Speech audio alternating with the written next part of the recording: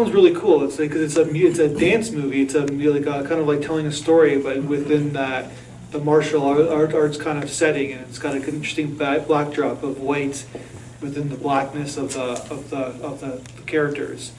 Obviously, it's one of those movies that has it's the interpretation of the audience. Like, so what you guys felt about this film? The first thing that got me was the fact that, being of a, I say, colonial background, the word specter was spelled ER as opposed to RE, and that kind of threw me at first.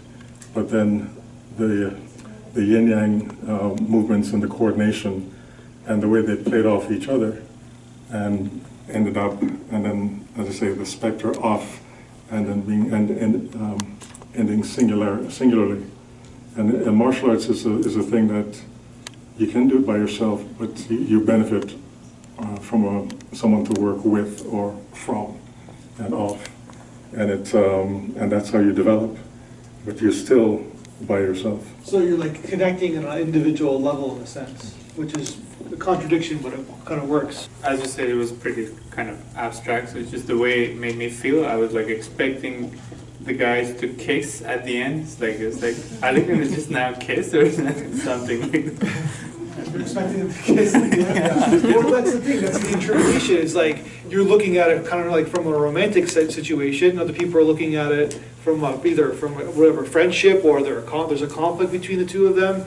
Who knows? It's like that's the interesting thing about these type of films, is that I'm sure the filmmaker has a very linear interpretation, but the way it's shown, it gives us different kinds of meanings.